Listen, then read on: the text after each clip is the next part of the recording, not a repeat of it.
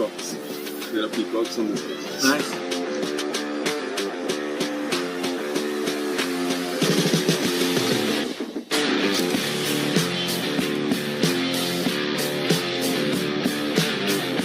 Morning. Great to see you. Welcome. When did you get? I came into Hyderabad. Is it okay? Ready?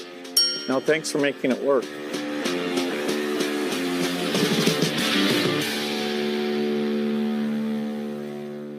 Bill, आपका स्वागत है और मुझे खुशी हुई। वैसे इस बार हमारे मिलने में शायद बहुत बड़ा गैप हो गया। G20 की पहले हमारी काफ़ी बातें हुई थी और आपने देखा होगा कि G20 एक प्रकार से काफ़ी दाएं बाएं चल रहा था। अब पूरी तरह उसका जिस हेतु से G20 का जन्म हुआ उस पर हम एक मेन स्ट्रीम में ले पाए हैं और शायद आप भी अनुभव करते होंगे। Well, the G20 is way more inclusive, and so it was fantastic to see that India, in hosting it, really raised things like digital innovation and how this South-South collaboration can be far more than just the dialogue with the North. It can actually be a system that improves health. And, you know, our foundation is so excited about the positive results that you've achieved here in India that we'll be a partner in trying to take that into many other countries. आपकी बात सही है। जब मैं Indonesia में भी G20 में गया था तो दुनिया के सभी देशों की क्यूरियोसिटी ये थी कि आपने ये डिजिटल रिवॉल्यूशन कैसे लाया है। और तब मैं उनको समझाता था, एक तो मैंने इस टेक्नोलॉजी को डेमोक्रेटाइज कर दिया है, ये किसी की मोनोपोली नहीं रहेगी, ये जनता का होगा, जनता के द्वारा होगा और जनता में जो भी उभरती हुई टैलेंट इसमें वैल्यू एडिशन करेगी वो करती चलेगी, ताकि कॉमन मैन को भी टेक्नोलॉजी पर विश्वास पैदा होना चाहिए। जैसे 10 डॉक्टर होते हैं, सब MBBS होते हैं, लेकिन एक डॉक्टर के पास ज्यादा लोग जाते हैं क्योंकि उसका भरोसा बन गया है। In areas like digital government, India is not only adapting technology, but it's actually leading the way. What are some of the things you're excited about?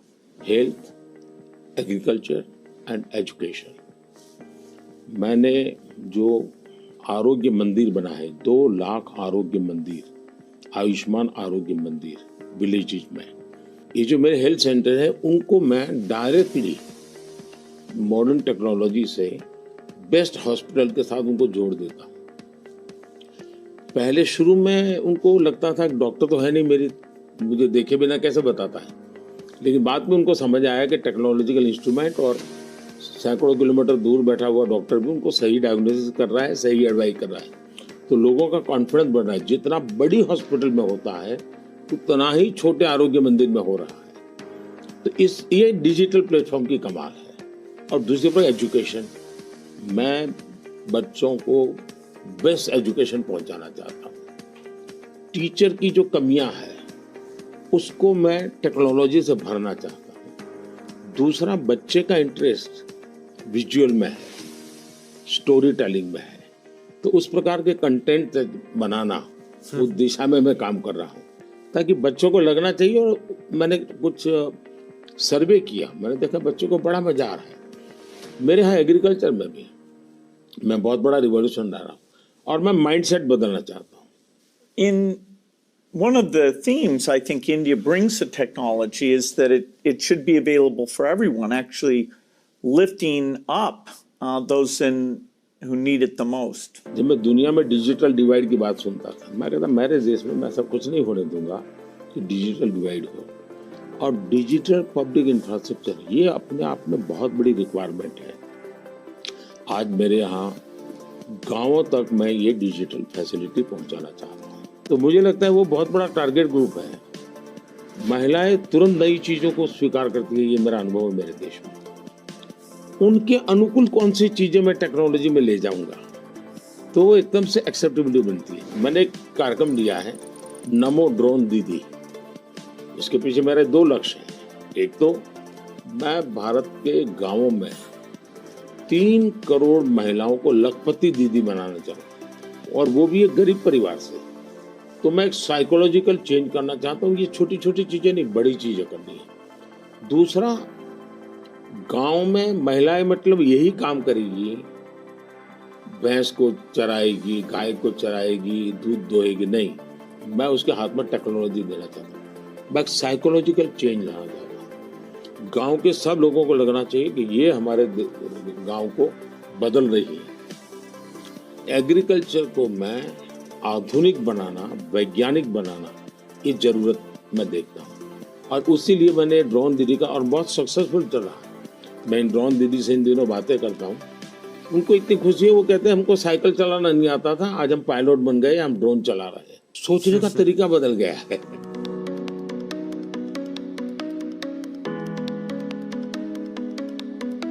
मैंने अफ्रीकन कंट्रीज के बहुत से लोगों से बात की। मैंने उनको कहा कि मैं इसमें आपकी मदद करने को तैयार हूँ, क्योंकि ये सबको समान अवसर देता है, और डेमोक्रेटाइज ये उसका मेन पॉइंट है, उसको नहीं छोड़ सकते आप। अब आपने देखा होगा कोविड में दुनिया सर्टिफिकेट नहीं दे पा रही थी। मेरे यहाँ मुझे वैक्सीन लेना है तो मैं कोविन ऐप पर जाकर के कितने डिस्टेंस पर मुझे मिलेगा, कौन सा टाइम स्लॉट मिलेगा, और मेरा सर्टिफिकेट भी मुझे within fraction of second मिल जाता था। और कोविन मैंने ओपन सोर्स कर दिया था, कोई भी उसका उपयोग कर सकता है। तो ये मेरा होगा, उसका कारण डिजिटली बहुत लाभ हुआ है मेरे देश में। और हम शायद जो इंडस्ट्रियल रिवॉल्यूशंस हुए, फर्स्ट सेकंड, हम पीछे रह गए क्योंकि हम गुलाम थे। ये चौथा जो इंडस्ट्रियल रिवॉल्यूशन है, जिसमें डिजिटल एलिमेंट सबसे बड़ा है, और भारत इसमें बहुत कुछ प्राप्त कर लेगा, ऐसा मेरा विश्वास है। Yeah, I think the key point is that the digital infrastructure just keeps richer.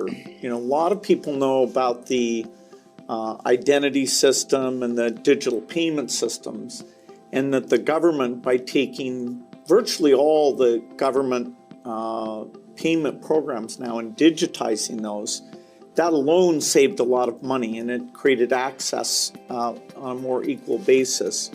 But now as you're moving into the different areas, advice for farmers, registering their land, tutoring for kids, and the health records, connecting all of those, that's kind of a second phase. And we're just at the beginning now of the third phase, where these advances in artificial intelligence will come on top of that and make the value even better. आपने सही कहा, AI का महत्व बहुत है, और मैं तो कभी कभी मजाक में कहता हूँ, हमारे देश में माँ को आई बोलते हैं, माता को बहुत से राज्यों में भाषा बोलते हैं आई। अब मैं कहता हूँ हमारे यहाँ बच्चा पैदा होता है तो आई भी बोलता है, AI भी बोलता है। वो इतना एडवांस हो गया है। अब देखिए मैं कैसे उपयोग करता हूँ, मैं आपको बताऊँ, जिसको देखकर आपको भी खुशी होगी कि कॉमन मैन कैसे AI का उपयोग कर सकता है। जैसे मैंने G20 में AI का बहुत उपयोग किया। मेरे पूरे G20 का परिसर था, उसमें पूरा का पूरा AI का उपयोग करके सारे इंटरप्रेटर्स की व्यवस्था मैंने AI से की। मैंने मेरे सभी ड्राइवर्स को मोबाइल फ़ोन पर ऐप डाउनलोड करवा दिया, उसके साथ बैठे हुए गेस्ट उनको करवा दिया। मान लीजिए वो फ्रेंच भाषा जानते हैं तो ड्राइवर के पास ऐप में फ्रेंच की व्यवस्था थी, वो ड्राइवर के साथ फ्रेंच में बोलते थे, ड्राइवर अपनी लैंग्वेज में सुनता था, ड्राइवर अपनी लैंग्वेज में जवाब देता था। यानी ड्राइवर के साथ कम्युनिकेशन किसी भी लैंग्वेज में वो कर सकते थे। मैंने अभी एक प्रयोग किया, मैं काशी तमिल संगमम में कार्यक्रम करता हूँ, तो काशी में तमिलनाडु के लोग आए हुए थे, तमिल भाषा मैं बोल नहीं सकता हूँ, तो मैंने AI का उपयोग किया। मैं हिंदी में बोला और सबने मेरा भाषण तमिल में सुना AI के द्वारा। उसी I am using my NaMo app, और मैं AI का बड़ा उपयोग करता हूँ, और मेरे लिए पूरे देश में बहुत काम आता है। ये मेरा फोटो बूथ है। अब आप सेल्फी ले लीजिए इस पर, take the selfie. Okay. Yes. Wow. So you can see. Wow. Not only this, since last 20 years, मेरे साथ आपके जितने भी फोटो होंगे, जितने भी मेरी फोटो होंगे 20 साल की, सारे इस पर आ जाएंगे। कभी और किसी पब्लिक फंक्शन में मान लीजिए आपका एक 1/10 पार्ट दिख रहा है, तो वो फोटो में भी अगर मैं दिखता हूँ और आपका 1/10 भी दिखता है, वो भी उसको वो रिकॉग्नाइज करके ले आता है। तो आज टेक्नोलॉजी का कैसे उपयोग हो सकता है, और मैं मानता हूँ कि इस प्रकार के प्रयोग हमें वैल्यू एडिशन करते हैं। अब पहले क्या होता था, मैं कहीं जाता था, कोई फोटो मांगता था, देते थे।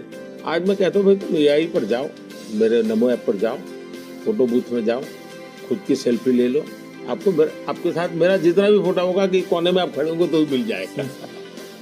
तो हमने थोड़ा रोजमर्रा की जिंदगी में लोगों की मदद करने के लिए उपयोग करना चाहिए। तो मेरी कोशिश होती है कि पहले उसको कंफर्ट लेवल देना, उसको लगना चाहिए हाँ यार ये तो मेरे काम का है। जब काम में होता है तो फिर उसको इनोवेशन करता है, वो नई चीजें जोड़ देता है। I'd love to hear your view on how India sees AI. अगर हम AI को एक मैजिक के टूल के रूप में उपयोग करेंगे तो शायद बहुत बड़ा अन्याय हो जाएगा। या AI का उपयोग अपने आलसीपन को बचाने के लिए मैं करता हूँ कि भाई मुझे किसी को चिट्ठी लिखनी है, मैं ड्राफ्ट नहीं करूँगा, मैं ChatGPT को कह दूंगा कि मेरी चिट्ठी ड्राफ्ट करके दे दो, तो ये गलत रास्ता है। मुझे तो ChatGPT के साथ कंपटीशन करना चाहिए, मैंने उसके साथ लड़ाई लड़नी चाहिए कि नहीं तुम ठीक नहीं कर रहे हो, तुम ये शब्द की जगह ये क्यों नहीं लाए। तो मैं AI से आगे जाने की कोशिश करूँ। अब जैसे हमारे यहाँ बहुत सारी लैंग्वेजेस हैं, बहुत सारी बोलियां हैं, मैं AI को कहता हूँ आप इन बोलियों को पकड़िए। मेरे एस्ट्रोनॉट्स को इंट्रोडक्शन के लिए गया था, तो हमारे एस्ट्रोनॉट्स किस प्रकार से काम करने वाले थे, तो रोबोट से मैं बात कर रहा था। मैंने रोबोट से काफ़ी बातें की और मैंने देखा कि और मैं अलग अलग टोन में बोलता था, थोड़ा लहजा बदल के बोलता था, और मैं देख रहा था कि वो मुझे प्रॉपर रिस्पॉन्ड कर रहा था। फिर मैंने उसका नाम बदल करके पूछने की कोशिश की, तो फिर उसने रिस्पॉन्ड नहीं किया। तो मैंने कहा आपका AI, मैंने 3 मिनट 4 मिनट बात किया, अभी तक वो मेरी आवाज को रिकॉग्नाइज नहीं कर पाया। जब तक मैं उसका नाम नहीं बोलता हूँ वो मुझे रिस्पॉन्ड नहीं कर रहा। मैं वो चाहता हूँ वो मेरे आवाज को सेंस करे, और भले ही मैं उसका नाम न बोलूं लेकिन वो मेरे से बात करे। तो उन्होंने कहा ठीक है, विल डू दिस। तो मैं हर बार नई चैलेंज देता रहता हूँ। Yeah, it's early days in AI, and I think everyone who uses it, in the same day you're surprised at how good it is, and you're also surprised at how bad it is. It'll do things you think are hard, and then it'll fail to do some things you think are easy. I started my trip here in Hyderabad, which was a nice occasion because Microsoft is celebrating 25 years in the country, and that's been such a fantastic experience. So I was definitely challenging the team there. Hey, we have to make the accuracy better. And for now, it's like a co-pilot. It helps suggest things, but the final decision about medicine or the letter you want to write, the final decision, we still have to review that, even though it may make us a bit more creative and a bit more productive. It seems like AI is a huge opportunity, but there's some challenges that come with that. How do you think India will approach that? देखिए, AI ने जो challenges खड़ी की है, वो मैंने देखा है कि इतनी अच्छी चीज अगर properly train किया बिना किसी के हाथ में दे दी जाए, तो वो मिसयूज होने की संभावना ज़्यादा है। अब मैंने AI से जुड़े सारे ब्रेन से उनसे भी बात की। मैंने कहा शुरू में हमने कोई भी AI जनरेटेड चीज़ है तो उस पर आना चाहिए वाटरमार्क कि ये AI जनरेटेड है, ताकि कोई मिसगाइड ना हो। और ये बुरी चीज़ नहीं है, सिंपली इट्स AI जनरेटेड, तो मैं उसका वैल्यू समझ लूंगा।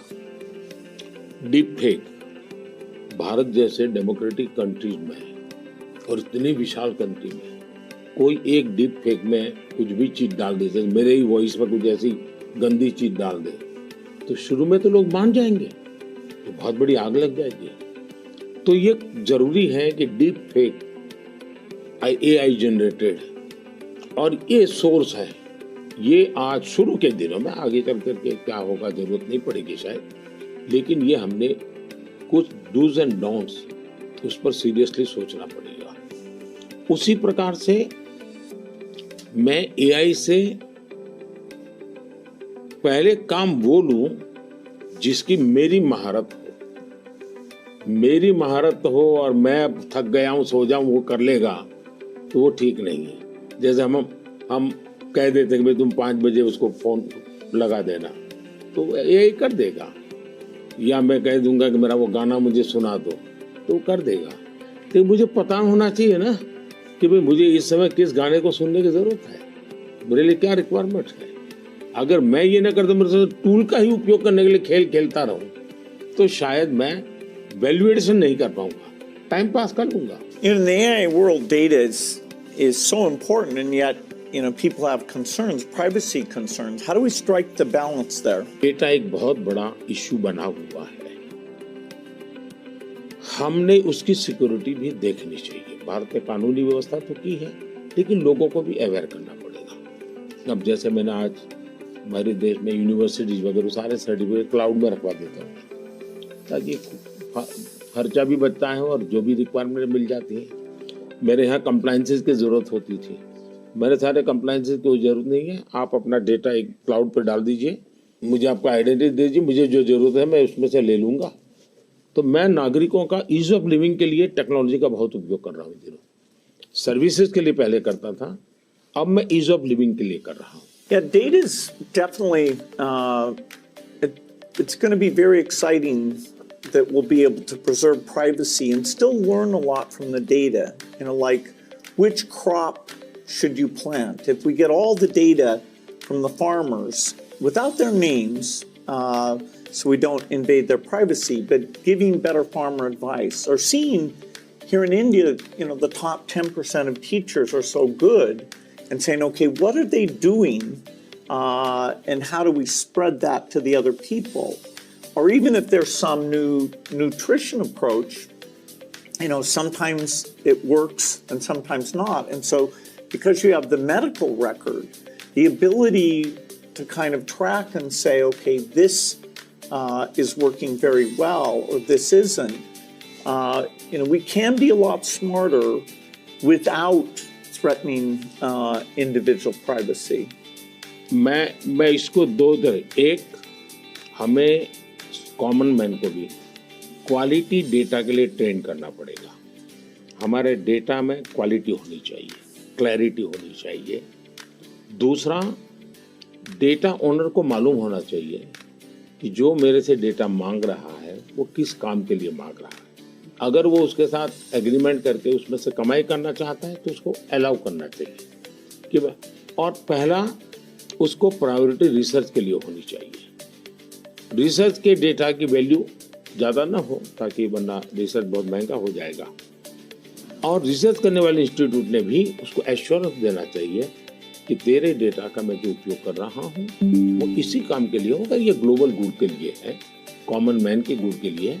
तो मैं मानता हूँ दुनिया में कोई भी व्यक्ति इनकार नहीं करेगा। I think it's interesting that some of these digital systems create efficiency by getting rid of the middleman, and that's super beneficial. मैं तो कभी-कभी कहता हूँ कि मैं ऐसी सरकार चलाना चाहता हूँ एज फार एज मध्यम वर्गीय जो वर्ग है उसकी जिंदगी से सरकार बाहर निकल जाए, उसकी जिंदगी में सरकार की कोई जरूरत ही ना हो। जो गरीब है जिसको सरकार की जरूरत है वहां सरकार भरपूर हो, लेकिन जिसको कोई जरूरत नहीं, बिना कारण सरकार जाकर के उसको कोई ये लाओ वो लाओ, ये करो वो करो करती रहती है, तो वो बंद हो जाएगा। और इसलिए मेरी कोशिश यही है कि हमारा प्रयास यही रहेगा कि हम इसको करें। In 2015, one of the great things we did together was you came to Paris for that mission innovation. That was fantastic. Yes, climate के संबंध में हम दोनों के विचार एक ही प्रकार के हैं और आपने बहुत सक्रियता से भूमिका भी अदा की। तो उस समय ओबामा, आप, मैं और फ्रांस के प्रेसिडेंट हम मिले थे और तब हम लोगों ने डिटेल में चर्चा की थी हम इसको वे फॉरवर्ड कैसे ले जाएं। लेकिन दुर्भाग्य से वो बात ज़्यादा आगे चली नहीं। लेकिन G20 के बाद क्लाइमेट को लेकर एक वातावरण बना है कि भाई सब लोग अपनी अपनी जिम्मेवारी अदा करेंगे। तो जो हमने बीज बोए थे और जिसमें आपकी भी बहुत बड़ी भूमिका थी, वो अब कुछ वटवृक्ष के रूप में सामने आएगा ऐसा मुझे लग रहा है। मैं समझता हूँ क्लाइमेट एक ऐसा विषय है जरा खुले में जाकर के हम लोग बात करते हैं।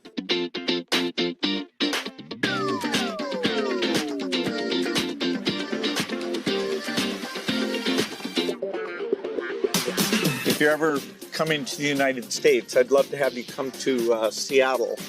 I'll be happy to come. No, fantastic. Please, Come over yeah. here. Yeah. Is it okay? हाँ? हाँ.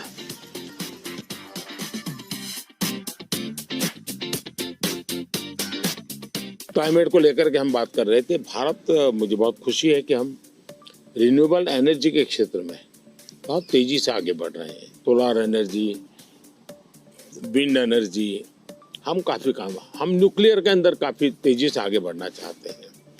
उसी प्रकार से ग्रीन हाइड्रोजन को हम बहुत तेजी से आगे बढ़ना चाहते हैं। मैं तमिलनाडु में था तो हमने एक हाइड्रोजन से चलने वाली बोट मैंने वहाँ से रवाना की, जो काशी में मेरे जो टूरिस्ट आते हैं उनके लिए ये एनवायरनमेंट फ्रेंडली, पॉल्यूशन फ्री ये बोट काशी से अयोध्या के लिए चलाने के लिए मैंने सोचा है, ताकि क्लीन गंगा की मेरी जो मूवमेंट है उसको भी मदद मिलेगा, एनवायरनमेंट कॉन्शियस सोसाइटी के लिए भी वहाँ से एक मैसेजिंग होता रहेगा।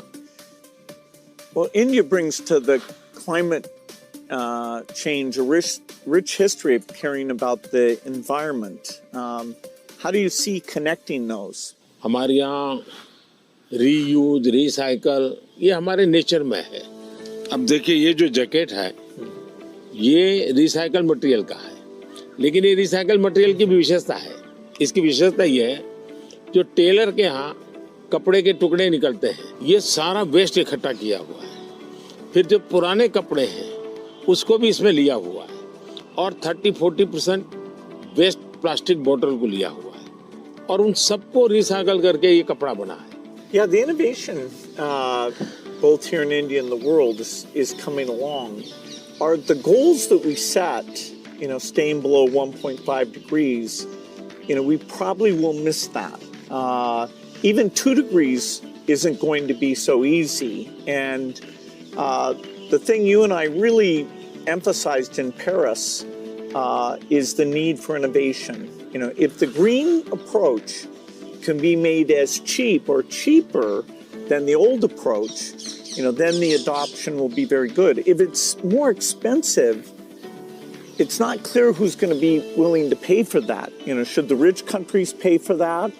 It's not fair to tell India to slow down, building basic infrastructure just because the West had those emissions. But you'll have to have some adaptation because there will be some warming, particularly which farmers will have to take into account.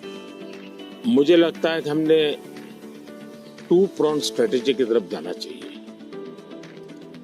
एक तो है innovation, और innovation में हमारी जो requirements हैं वो climate friendly कैसे हो, नेचर फ्रेंडली कैसे हो, उसमें इनोवेशन हो। भारत ने अभी अपने इस बजट में 1 लाख करोड़ रुपए का कॉर्पस फंड बनाया है और यंग जनरेशन को हमने कहा है कि आप इनोवेशंस के लिए आइए, 50 साल तक इंटरेस्ट फ्री लोन हम देंगे और आप इनोवेशन कीजिए।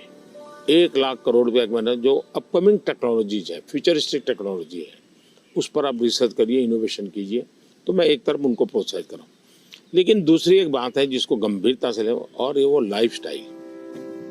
और इसलिए मैंने मिशन लाइफ शुरू किया है। और मैं जब लाइफ कहता हूँ तब लाइफस्टाइल फॉर एनवायरनमेंट, क्योंकि हमारी रोजमर्रा की जिंदगी में अगर हम क्लाइमेट फ्रेंडली लाइफस्टाइल स्वीकार नहीं करते, प्रो नेचर हम जीवन नहीं जीते हैं, तो हम बाहरी कितने ही प्रयास क्यों न करें, हम नए नए इनोवेशन करेंगे, नई नई चीजें जोड़ते जाएंगे, हम अपनी जिंदगी को ऐसी कैसे बनाए। अब हमारा मुसीबत क्या है, हमारा प्रगति का आंक क्या, तो भाई कौन सा देश कितना स्टील उपयोग करता है, कौन सा देश पर कैपिटल कितना एनर्जी कंज्यूम करता है, उसके आधार पर उस देश की इकोनॉमी में जा, अगर ये पैरामीटर रहेंगे तो फिर वो इलेक्ट्रिसिटी कंज्यूम करने के लिए कोशिश करेगा, स्टील कंजम्पशन की कोशिश करेगा, फिर स्टील उत्पादन के लिए लगेगा, तो स्टील उत्पादन में कार्बन का प्रॉब्लम करेगा। मतलब हमने हमारी सोचने के तरीकों बदलना पड़ेगा। जब सोचने के हमारे पैरामीटर, जिंदगी के पैरामीटर, प्रगति के पैरामीटर हमने क्लाइमेट फ्रेंडली बनाने चाहिए। आज हमारे प्रगति के सारे पैरामीटर एंटी क्लाइमेट है। बिजली कंजम्पशन के आधार पर प्रगति नापी जाती है, स्टील कंजम्पशन के आधार पर प्रगति नापी जाती है। Yeah, I've been interested in your discussions about green GDP. Update me on your thinking. मैं तो कहता हूँ दुनिया को ग्रीन जीडीपी के कंसेप्ट को डेवलप करना चाहिए कि भाई तुम्हारी टोटल जीडीपी में ग्रीन जीडीपी कितनी है, टोटल रोजगार में ग्रीन रोजगार कितने हैं। हम एक नया आखिर टर्मिनोलॉजी बदलनी चाहिए दुनिया की।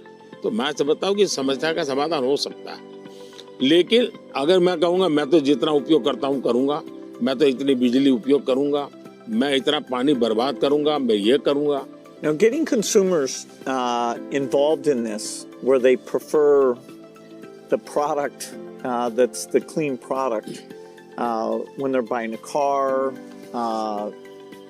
when they're buying any product, and changing their food consumption. You know, even if they don't go all the way to be a vegetarian, they can eat less beef and more chicken, or less chicken and more fish.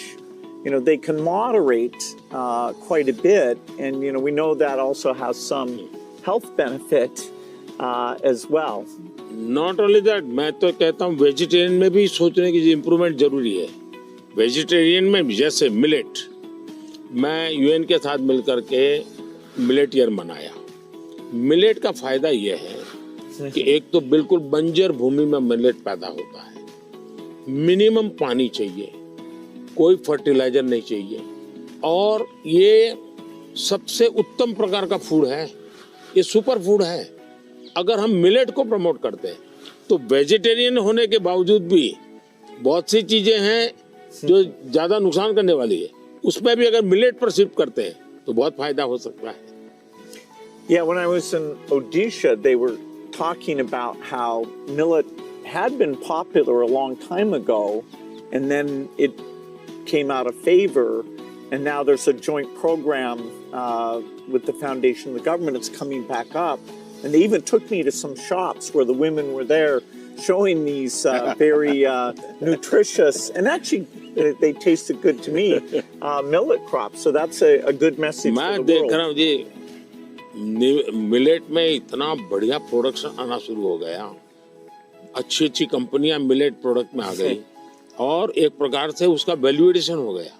मैं और common अब fashion हो गई। हमारे यहाँ 5 star hotel में जाइए तो मिलेट का मेनू अलग देते हैं, नॉर्मल वेजिटेरियन फूड का मेनू अलग देते हैं, और ज्यादा तो लोग मिलेट मेनू, और उसके कारण मेरे छोटे किसान की इनकम भी बढ़ी है और पानी बहुत बचत हो रही है, तो बहुत बड़ा फायदा होने लगा है।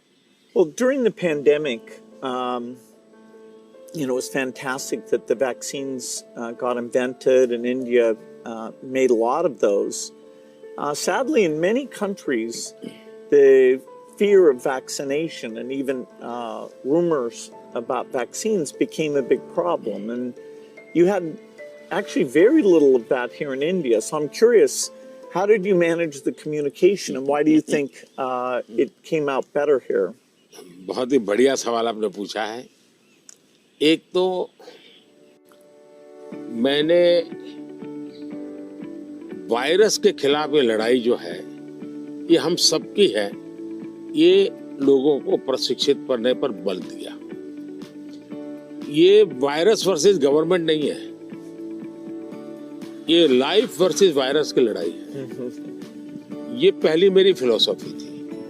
दूसरा, मैं डे 1 से कम्युनिकेट करने लगा सबसे डायरेक्ट, मेरे देश के लोगों से बात। मैं खुद सारे प्रोटोकॉल पब्लिकली फॉलो करने लगा, सब चीजें पब्लिकली मैं उदाहरण के रूप में जाने लगा लोगों के सामने। फिर मैंने कहा भाई ताली बजाओ, थाली बजाओ, दिया जलाओ। हमारे देश में इसकी बड़ी मजाक करने का प्रयास हुआ, लेकिन मुझे लोगों को विश्वास में लेना था कि भाई हमें ये लड़ाई साथ लड़नी है। जब ये विश्वास बन गया कि हमें अपनी जिंदगी बचानी है और औरों की जिंदगी बचे इसमें मदद करनी है, तो एक प्रकार से मास मूवमेंट बन गया। और उसके कारण मुझे बाद में जो भी चीज कहता था देशवासियों को, वो मुझे मदद करते। फिर मुझे क्वेश्चन नहीं करते थे कि मास्क लगाना चाहिए कि नहीं लगाना चाहिए, उनको लगता था। और लोग भी एक दूसरे को कहते थे मास्क लगाओ। तो ये जन आंदोलन बन गया। एंड डेमोक्रेटिक वे में डंडे से काम नहीं होता है। आप लोगों को एजुकेट कीजिए, उनको कन्विंस कीजिए और उनको साथ लेकर के चलिए। ये मेरा बहुत बड़ा अभियान रहा और उसके कारण मुझे वैक्सीन में बहुत बड़ी सभा, किसी ने मुझे रोका नहीं। आर्थिक रूप से मुझे बहुत बड़ा बोझ आया क्योंकि मुझे वैक्सीन बनाने में रिसर्च करनी थी।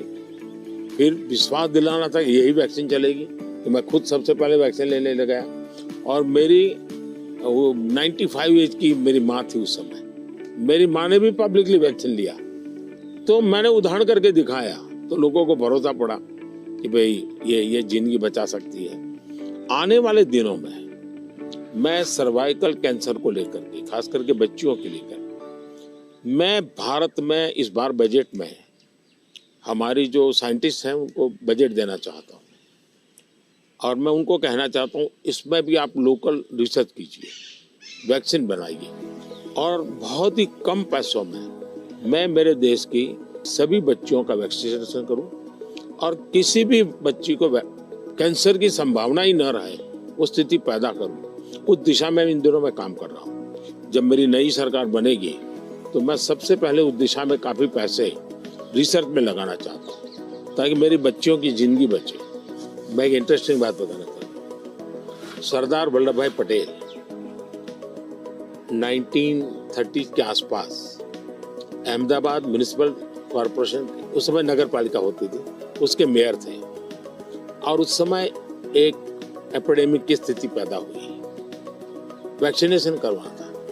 कुछ लोगों ने रिलीजियस कारणों से उस समय वैक्सीन लेने से मना कर दिया, रेजिस्ट किया। तो सरदार वल्लभ भाई पटेल ने बड़ा कड़ाई की और कंपल्सन किया कि भाई मुझे सारे की जिंदगी बचानी है। यानी ये रेजिस्टेंस दुनिया के हर देश में सदियों से चला आया रहा, लेकिन अगर उसको ओपन अप करके हम करें तो शायद ठीक हो जाता है। तो मैंने सुना है कि आप गुजरात स्टैच्यू ऑफ यूनिटी पर जा रहे हैं, आपने शायद उसके विषय में कुछ पढ़ा होगा, आपने जाने का कार्यक्रम बनाया है तो। No, I'm very much looking forward to that. You know, I understand it's quite grand, much bigger than the Statue of Liberty. So that'll be fun to see. And also to meet some of the women's groups there and hear how they've gotten involved in tourism or how they see all the work that they do. इसकी बड़ी interesting story है, background information मैं आपको देना चाहूंगा। सरदार वल्लभ भाई पटेल की विशेषता ये रही थी, भारत को एक करने में उन्होंने बहुत बड़ी भूमिका निभाई थी, यूनिटी में बहुत बड़ा रोल किया। तो मैं जब गुजरात का मुख्यमंत्री था, मैंने एक मास मूवमेंट शुरू की। मैंने लोगों को अपील की कि हर गांव से मुझे खेत में जो उपयोग किया है औजार, उसका लोहे का टुकड़ा चाहिए। हर गांव से एक लोहे का टुकड़ा चाहिए, और वो चाहिए क्या, जिसका कभी न कभी खेत में औजार उपयोग किया है। तो हिंदुस्तान के 6 लाख गांवों से मैंने किसानों से लोहे का टुकड़ा इकट्ठा किया, उसको मेल्ट किया और उसका मैंने स्टैच्यू में उपयोग किया है। दूसरा, मैं हर गांव से मिट्टी लाया, उस मिट्टी का मैंने एक यूनिटी वॉल बनाया है। तो हिंदुस्तान के 6 लाख गांवों की मिट्टी उसमें है, और मेरा उसके पीछे स्पिरिट है यूनिटी का। हमने इतने बड़े देश की विविधताओं के बीच में एकता कैसे बनानी, उसके लिए मैंने स्टैच्यू बनाया। और स्टैच्यू ऑफ लिबर्टी से ये डबल साइज का है, ये दुनिया का सबसे बड़ा ऊंचा स्टैच्यू, और कम से कम समय में बनाया। Yeah, I hope they have a video of the construction because I'm always fascinated how do you assemble something like that? इसका पूरा एक मैंने किताब निकाला है स्ट्रक्चरल इंजीनियरिंग का पूरा. Okay. फिर फाउंडेशन स्टोन से लेकर के अब तक टेक्नोलॉजिकल इम्प्रूवमेंट कैसा हुआ उसका डिटेल स्टोरी है. वीडियोग्राफी भी है और बुक फॉर्म में भी है. वो मैं अपनी टीम को बताऊंगा, वो आपको मिले, क्योंकि ये सच में. और मैंने सभी इंजीनियरिंग स्टूडेंट को वहाँ स्पेशली ले जाता था कि वो ये स्ट्रक्चरल इंजीनियरिंग का स्टडी करेंगे, इतना बड़ा काम कैसे हो रहा है. और वो बहुत ही उनका इंटरेस्टिंग था. वो अभी मैंने गुजरात में हिंदुस्तान का सबसे बड़ा सी केबल ब्रिज का उद्घाटन किया, हिंदुस्तान का सबसे बड़ा. तो मैंने इंजीनियरिंग स्टूडेंट को कहा कि वहाँ जाइए, उसका स्ट्रक्चरल इंजीनियरिंग का स्टडी कीजिए, क्योंकि मैं ये हमेशा इन चीज़ों में चाहता हूँ कि चीज़ें बना करके छोड़नी नहीं है, मैं उसमें इंस्टीट्यूशनलाइज करना चाहता हूँ, नई पीढ़ी को तैयार करना चाहता हूँ. So over our careers, technology's gotten so much better. I'm just curious in terms of your journey of using, PCs or phones or different types of software. Was there something that really drew you in, or what's that been like? एक तो मुझे पागलपन है technology का. खुद expert नहीं हूँ, मेरी क्यूरियोसिटी रहती है, बालक की जैसे रहती है वैसे रहती है. मुझे बहुत याद है, बहुत पहले मेरे पास एक गैजेट था, हाथ में रखने वाली छोटी सी डायरी थी, अच्छी थी लेकिन थोड़ा वेट था. मैं बहुत साल पहले यूएसए गया था, तो जब यूएसए गया तो मैं बड़े मॉल में जाता था, लेकिन मैं टेक्नोलॉजी वाली दुकान पे जल्दी जाता था. तो मैंने उनको कहा भाई ये इसका लेटेस्ट वर्जन कोई है क्या? तो वो देखता रह गया ये क्या है. बोले अभी तो हमारे देश में ये आया नहीं है. तो ये भी तो अभी आया नहीं, तो अगला वर्जन कहाँ से आएगा? तो मैं इतना एडवांस चीज़ों को ढूंढता रहता था, देखता रहता था, लेकिन मैं टेक्नोलॉजी का गुलाम नहीं हुआ. मैं किसी से बंधा नहीं हूँ. मैं पानी के प्रवाह की तरह नई चीज़ों को खोजता रहता हूँ, ढूंढता रहता हूँ, और कहीं पर मुझे सुनता हूँ तो मैं ले आता हूँ. और शायद मुझे जल्दी से करने का भी शौक है, उसको मैं जल्दी से जल्दी कैसे लाऊं, जल्दी कैसे करूं. जैसे एआई दुनिया के चर्चा करने लगी तो मैं एआई के पीछे मैं क्या कर सकता हूं. दूसरा, मेरा ध्यान किसी चीज को देखता हूं, उसका मल्टीपल यूटिलिटी क्या होती है, तो मेरी सब फैकल्टी उस पर काम करना शुरू कर देती है. मैं कोई चीज देखता हूँ तुरंत मेरे नहीं ये नहीं, ऐसा करो ऐसा करो ऐसा करो. तो ये शायद मेरा गॉड गिफ्टेड मेरा नेचर है. जो मैं समझता हूँ हमारे जो दर्शक हैं उनको शायद कुछ ऐसी चीजें हैं सुनना बहुत अच्छा लगेगा. आपकी जिंदगी के विषय में जो सुना है कि भाई गैरेज में आपने जिंदगी की शुरुआत की और वहां से यहाँ पहुंचे, उस जन्म में सबसे संतोषजनक पल कौन सा आया होगा? I'm so lucky. I was born at a time when the chip miracle happened. I got a very good education. I have kind of an optimistic view, so dropping out of school to take risk didn't seem that dangerous to me. I have to say, though, the most exciting thing is when you see people using the technology. When you go into a classroom and you see people using it. In a certain sense, I always wanted software for my own curiosity, and that I could take courses online and all that, and to see that other people, not only does it work for them, but it's kind of empowering them. That's been very gratifying. We still have a lot of limitations, but in that event with all the Microsoft India employees, it was kind of a milestone to see, okay, what had been a dream now was a group of brilliant people taking it to the next level. कौन सी किताब होगी जिसने आपको बहुत प्रभावित किया होगा? Well, I think the one, and people are going to read one, is Steven Pinker wrote one called The Better Angels of Our Nature. If you learn about the world, you see all the shortcomings. Children are still dying, and it can actually, the more you learn, it can seem very bleak. But the truth is, we have made incredible progress. more children are surviving. And so we have to both be upset that it's not good enough, but also understand that incredible progress. And so I thought that book really captures that duality in a brilliant, brilliant way. One question I've always wanted to ask you is, you're one of the hardest working people ever, but I'm just curious, when you do want to relax, do you have a game or something that helps you to take time off? मेरे यहाँ relaxation auto pilot है और वो मेरे जिंदगी को मिली हुई एक स्पिरिचुअल प्रसादी है मेरे गुरुजनों से, जो मुझे बहुत बड़ी ऊर्जा देती है। काम ज्यादा कर सकता हूँ, करता हूँ, वो मेरा कोई फिजिकल एनर्जी के कारण है ऐसा मुझे नहीं लगता है, मेरे कमिटमेंट के कारण है। मेरे मन में हमेशा एक इमोशनल अटैचमेंट है कि जो मिशन मेरे सामने है मैं उसको जीता हूँ, मैं मिशन के लिए जुड़ जाता हूँ, जो इसलिए मुझे और कुछ दिखता नहीं है। तो एक तो ये वो कारण है। दूसरा, मेरा शरीर का ट्रेनिंग ऐसा हो गया, I can say body training. जैसे मेरी बहुत कम नींद है, मैं लेट नाइट तक काम कर सकता हूँ, मैं आज भी बहुत जल्दी उठ जाता हूँ और मैं हमेशा फ्रेश रहता हूँ।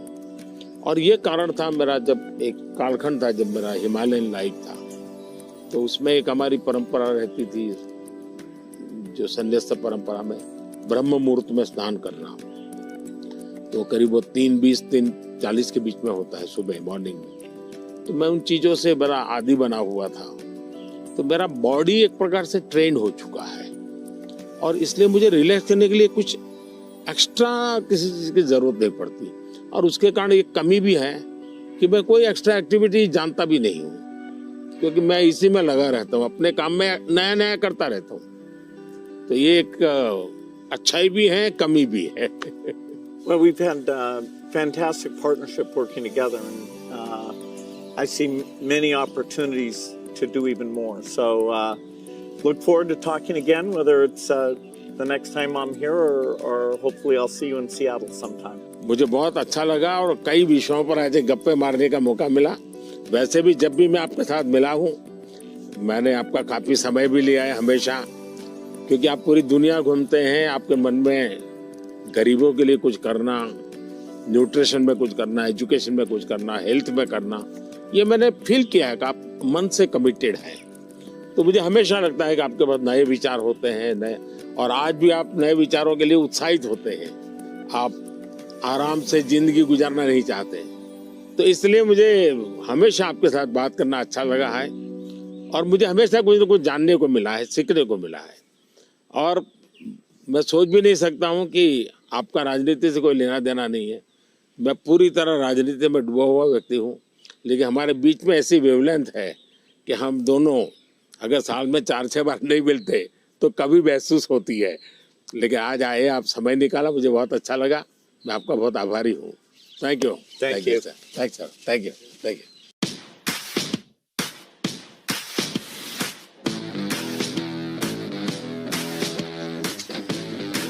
These are some nutrition books. Finally, we're making progress on nutrition. Yes. Thank you.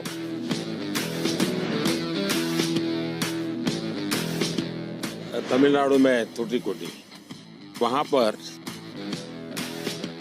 ये मोती बनाते हैं और एक प्रकार से पर्ल सिटी के रूप में जाना जाता है। बहुत बड़ा काम वहाँ के फिशरमैन करते हैं। मैं गया था, मैंने सोचा आज आपको ये दिखाऊंगा भी और आपके लिए ले जाऊंगा। Very generous. Thanks so much. Bharat में वैसे टेराकोटा एक बहुत पुरानी परंपरा है, लेकिन ये तमिलनाडु का आर्ट है। ये बहुत पॉपुलर होता है, मंदिरों में रहता है, घरों में भी रहता है, पूजा के लिए भी इसी प्रकार की विशेष चीज़ें बनाते हैं वहाँ। ये हैं पश्मीना स्क्राफ्ट है और ये हमारे यहाँ बहुत ही पॉपुलर है कश्मीर में। ये केसर है, ये भी कश्मीर का है। सारा किसानों का ये पूरा वैल्यू एडिशन होता है और बहुत ग्लोबली एक्सपोर्ट होता है। ये हमारे यहाँ वोकल फॉर लोकल मेरा एक मूवमेंट चल रहा है और दूसरा मेरा 1 डिस्ट्रिक्ट 1 प्रोडक्ट को मैं बहुत प्रमोट कर रहा हूँ। मैं कहीं भी विदेश जाता हूँ, मेहमानों को कुछ देना है तो किसी डिस्ट्रिक्ट के लेकर जाए, उस डिस्ट्रिक्ट के लोग प्राउड फील करते हैं। ये दार्जिलिंग चाय है, ये नीलगिरी चाय, और मैंने देखा आपने चाय पे चर्चा की। That was fun. Yeah. और ये सारी वन डिस्ट्रिक्ट वन प्रोडक्ट में बहुत ही पॉपुलर हो रहा है आजकल। तो मैं चाहूँगा ये सब आपको, मेरी यादें आपके साथ रहें। Yes, you're very generous. I look forward to that. It'll remind me of Thank you. our time together. Thank you. Thank you.